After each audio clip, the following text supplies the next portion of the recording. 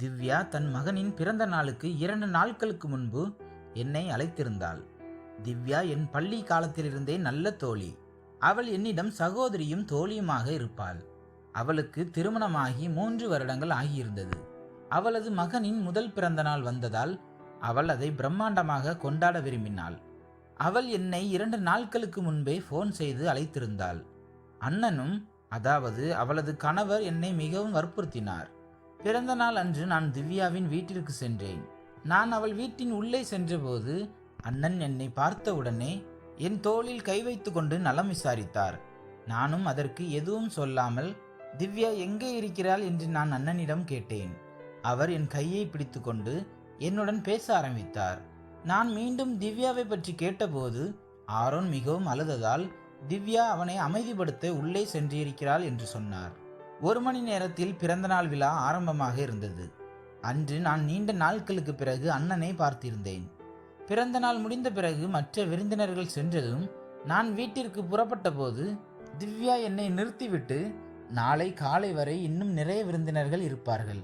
அதற்கு பிறகு நாங்கள் வேறு 2 தோழி வீட்டிற்கு வெளியே செல்ல வேண்டியிருக்கிறது. எனக்கும் வீட்டில் சலிப்பாக இருக்கிறது. நீ 2 நாட்களுக்கு என் கூட இருந்துட்டு போலாம் என்று சொல்லி என்னை அவள் வீட்டிலேயே தங்க வைத்தாள்.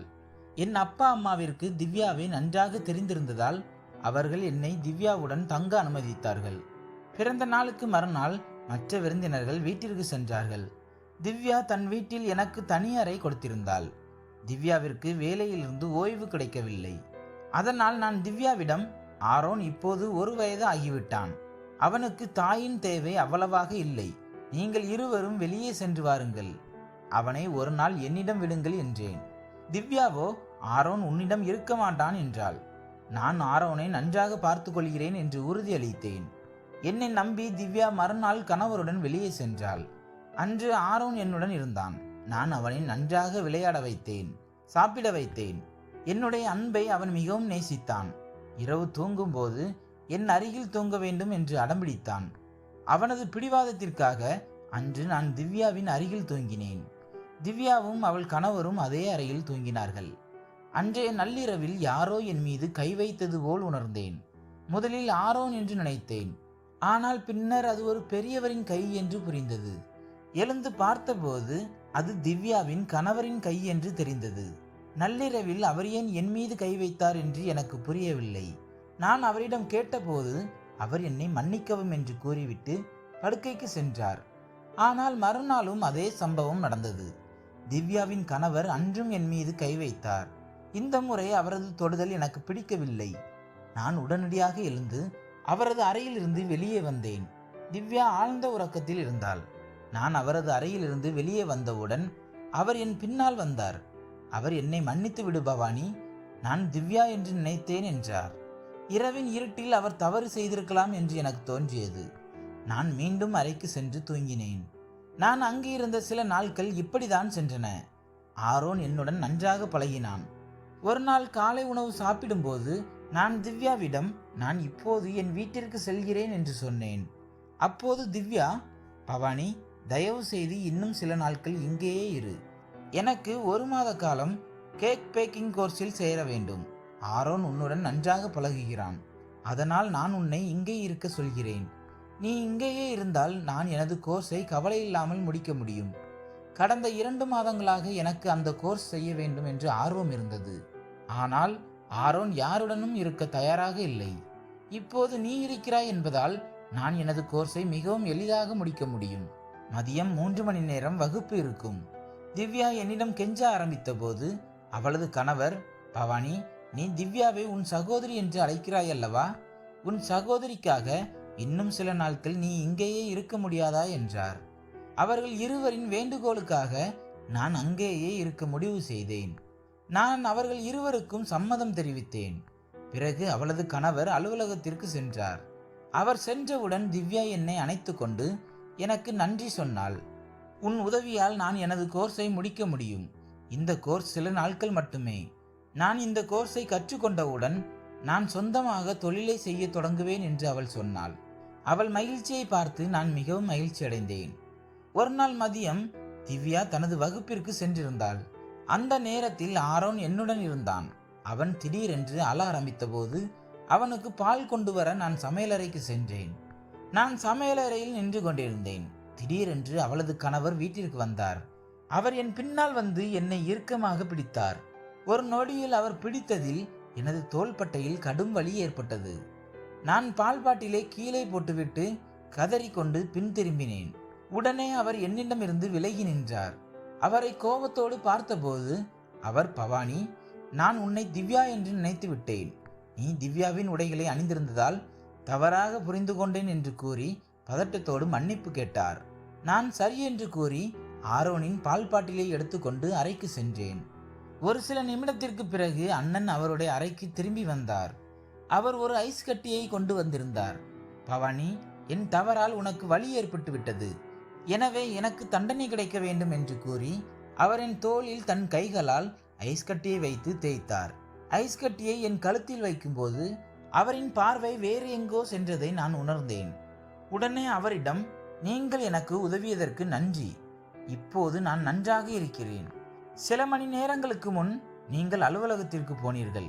இன்று இவ்வளவு சீக்கிரம் எப்படி வீட்டிற்கு வந்தீர்கள் என்று கேட்டேன். அவர், அலுவலகத்தில் அதிகம் வேலை இல்லை, அதனால் வீட்டிற்கு வந்துவிட்டேன் என்றார். நான் அவருடைய பதிலை ஏற்று அவரது அறையிலிருந்து வெளியேறினேன். ஆரோன் பால் குடித்து தூங்கிக் கொண்டிருந்தான். சிறிது நேரத்தில் திவ்யா வீட்டிற்கு வந்தாள். மாலை தேநீர் குடிக்கும்போது நாங்கள் அனைவரும் ஒன்றாக அமர்ந்திருந்தோம். அப்போது அண்ணன் இரவு உணவு சாப்பிட வெளியே செல்லலாம் என்றார். திவ்யா அதற்கு ஒப்புக்கொள்ளவில்லை. தினமும் மாலை 6 முதல் 7 மணி வரை எனக்கு ஆன்லைன் கேக் பேக்கிங் வகுப்பு இருக்கிறது என்று உங்களிடம் நான் சொல்லியிருந்தேன் அல்லவா என்றாள். அதை பற்றி திவ்யா ஏற்கனவே அண்ணனிடம் சொல்லியிருந்தாள். அதற்கு அண்ணன், திவ்யா, நீ உன்னை பற்றி மட்டுமே யோசிக்காதே. நீ வர முடியாவிட்டால் பவானியை நான் அழைத்து செல்கிறேன். அவள் சமீபத்தில் நமக்காக எவ்வளவு உதவி செய்கிறாள். அவள் வீட்டிலேயே இருக்கிறாள். அவளையும் வெளியே அழைத்து செல்ல வேண்டும் என்றார். அண்ணனின் இனிமையான பேச்சுகளின் வார்த்தைகளால் திவ்யா ஒப்புக்கொண்டாள். பவானி, உன் அண்ணன் சொல்வது சரி. நீ எங்களுக்கு நிறைய உதவி செய்கிறாய். நீ வீட்டிலேயே சலிப்படைந்திருக்கலாம். மாலை அண்ணனுடன் இரவு உணவிற்கு செல் என்றாள். எனக்கு வெளியே சுற்றுவதில் ஆர்வம் உண்டு. அதனால் நானும் இரவு வெளியே செல்ல சம்மதித்தேன். மாலை அண்ணன் எனக்கு ஒரு உடை வாங்கி வந்தார். இரவு உணவுக்கு செல்லும் போது, இதை அணிந்து வா, இது திவ்யா உனக்கு கொடுத்த உடை என்றார். அவர் பேச்சில் எனக்கு ஏதோ சந்தேகம் இருந்தது. திவ்யாவின் பெயரில் அவரே தனக்கு பிடித்த உடையை எனக்கு வாங்கி வந்துள்ளார் என்று எனக்கு தோன்றியது. இரவு உணவிற்கு செல்லும் நேரம் வந்தது. அதனால் நான் அந்த உடையை அணிந்து தயாரானேன். நான் தயாராகி வெளியே வந்தபோது, நீ உன் அண்ணனுடன் இரவு உணவிற்கு செல்ல மிகவும் ஆர்வமாக இருப்பது போல் தெரிகிறது என்றாள் திவ்யா. திவ்யாவின் பேச்சிலிருந்து அந்த உடை அவள் அனுப்பவில்லை என்று தோன்றியது. நான் அவளை கேட்பதற்கு முன் அண்ணன், திவ்யா, உன் வகுப்பிற்கு நேரமாகிவிட்டது, நாம் செல்லலாம், அப்போதுதான் இரவில் சீக்கிரம் வர முடியும் என்றார். நான் அண்ணனுடன் இரவு உணவிற்கு வெளியே சென்றேன். அவர் என்னை அழைத்து சென்ற உணவகத்தில் குடும்பத்தை விட ஜோடிகள் அதிகமாக இருந்தனர். அங்கிருந்த சூழ்நிலை மிகவும் காதல்மயமாக இருந்தது. ஆனால் நான் என் காதலனுடன் இல்லாமல் அண்ணனுடன் இரவு உணவிற்கு வந்திருந்தேன். சூழ்நிலை எப்படி இருந்தாலும் அதை யோசிக்காமல் நான் முன்னே சென்றேன். அண்ணன் உணவகத்திற்கு வரும்போது என் தோளில் கை போட்டிருந்தார். இரவு உணவு உண்ணும் போது அவர் என் காலில் கை வைத்தார். நான் அவரை விட்டு விலகும் போதெல்லாம் அவர் என்னை நெருங்கி வந்தார். சீக்கிரம் இரவு உணவை முடித்துவிட்டு நாங்கள் இருவரும் வீட்டிற்கு வந்தோம்.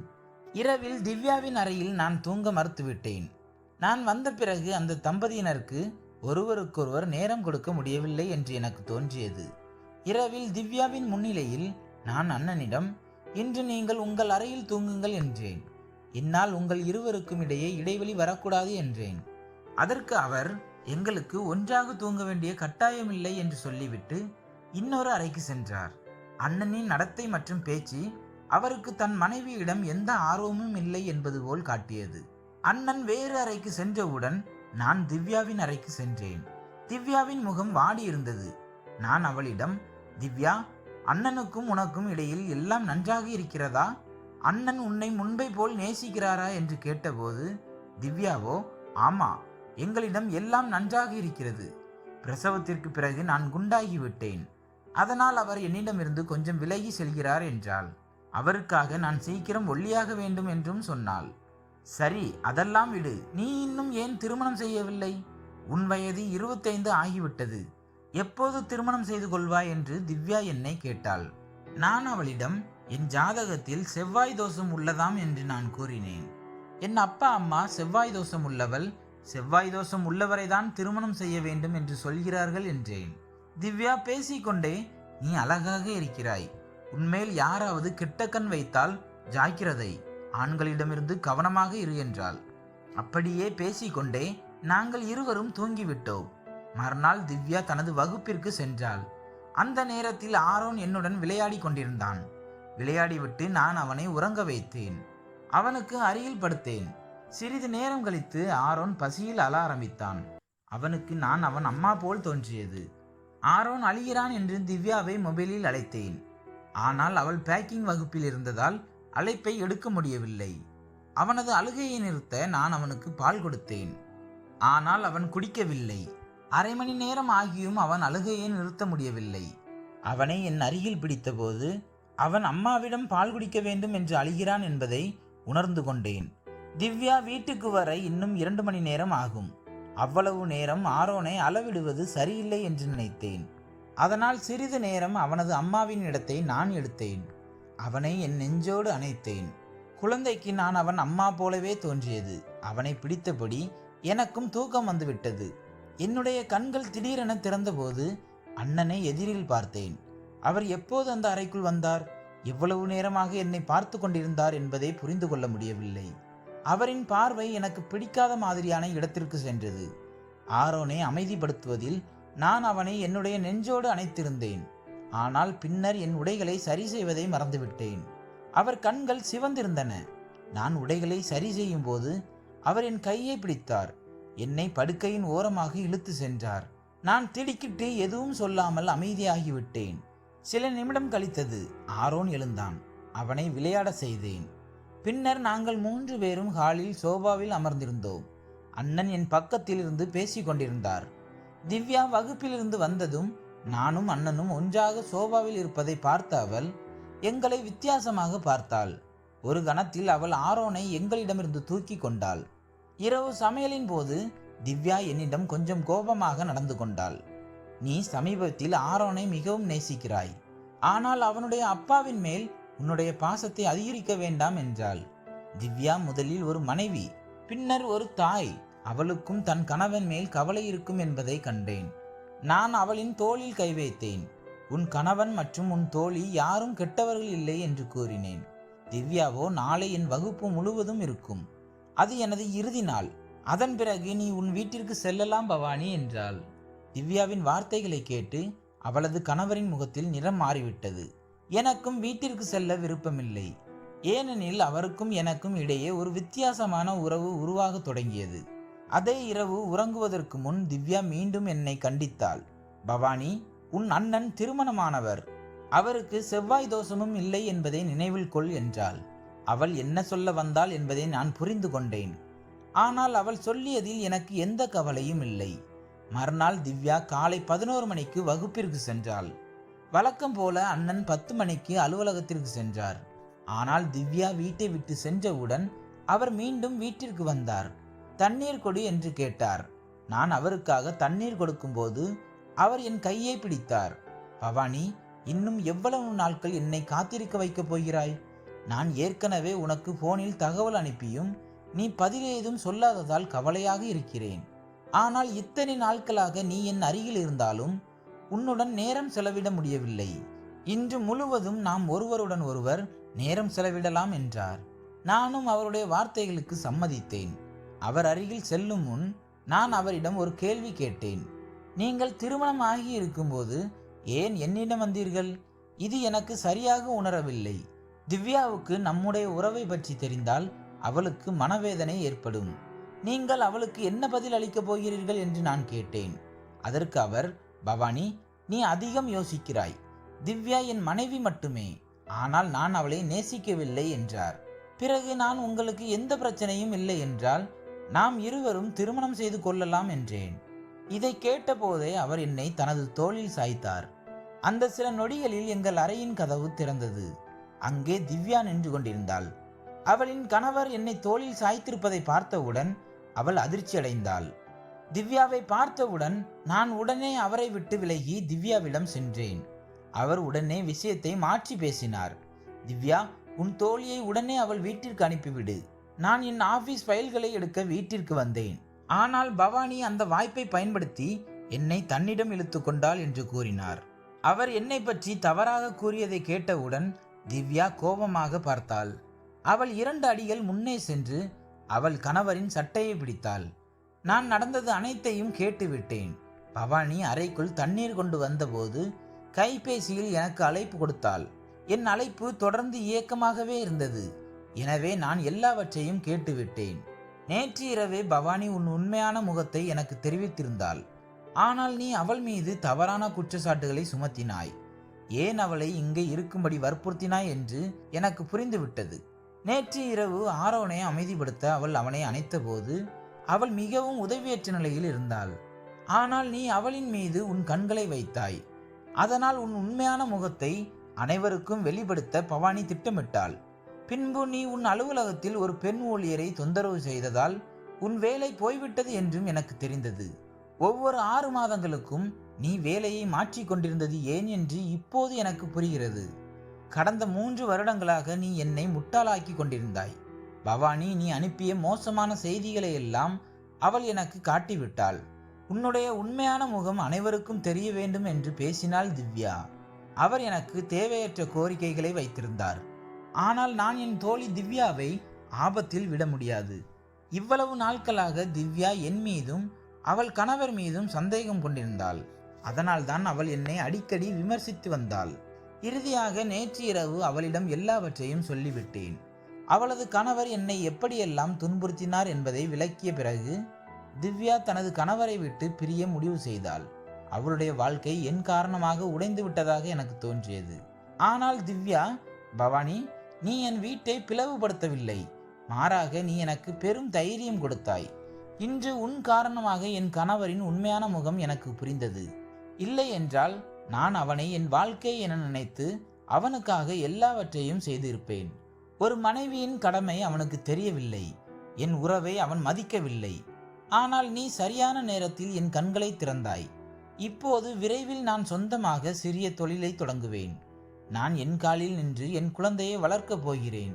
என் வாழ்க்கையில் அபாயம் ஏற்படுத்தும் மனிதர்கள் எனக்கு தேவையில்லை என்று கூறினாள். திவ்யா எனக்கு நன்றி கூறினாள். நான் அவளுக்கு இந்த பொய்யான உறவிலிருந்து வெளியேற உதவினேன். இப்போது திவ்யா தனது தாயாரின் வீட்டில் வாழ்கிறாள். அவள் கேக் பேக்கிங் ஆர்டர்களை எடுத்து நல்ல வருமானம் சம்பாதிக்கிறாள். அவள் தனது குழந்தையையும் தனியாக பராமரிக்கிறாள். இன்று திவ்யா சொந்த காலில் நின்று வாழும் ஒரு தைரியமான பெண்ணாக வாழ்கிறாள். இத்துடன் கதை முடிகிறது. இந்த கதை எப்படி இருந்தது என்பதை கமெண்டில் சொல்லுங்கள். கதை பிடித்திருந்தால் லைக், ஷேர், சப்ஸ்கிரைப் செய்து கொள்ளுங்கள். நன்றி.